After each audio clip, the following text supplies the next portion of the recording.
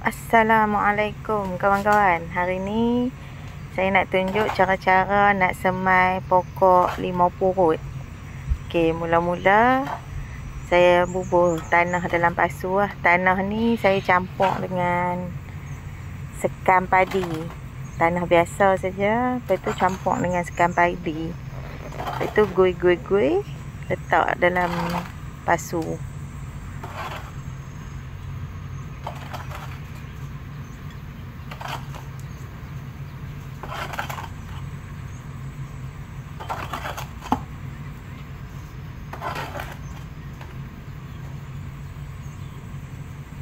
Bubuh agak-agak nak penuh lah.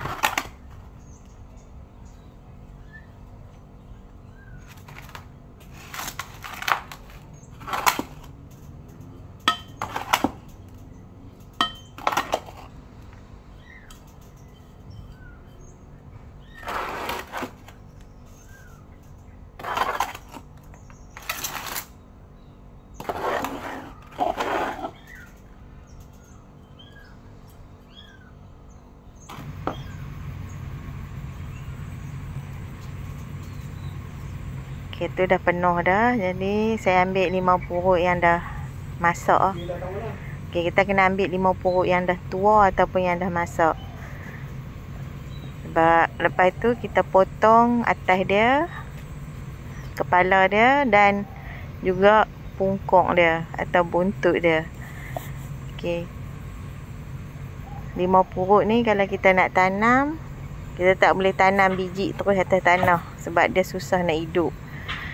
Kalau nak tanam, kita kena ambil dari buah dia, kita potong atas dengan bawah. Lepas tu kita letak kat dalam tanah. Lepas tu kita tutup lah.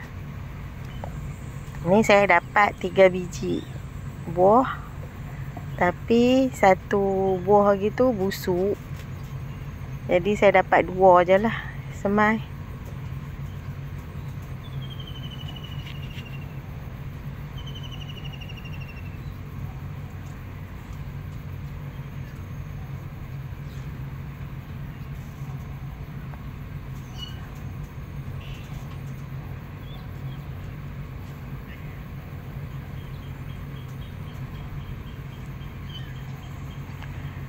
Lepas tu dah lepas kita letak tu, kita tekan-tekan sikit lah masuk dalam tanah tu.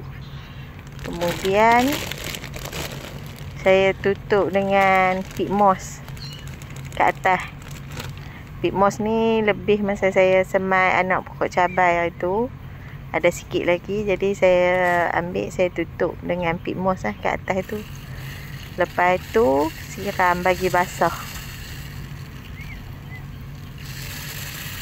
Kena bagi basah semua sebab sekejap kita nak tutup. Okay, lepas dah siram-siram tu,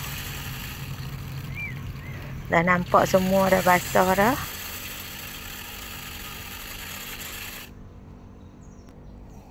Lepas tu tutup dengan plastik hitam.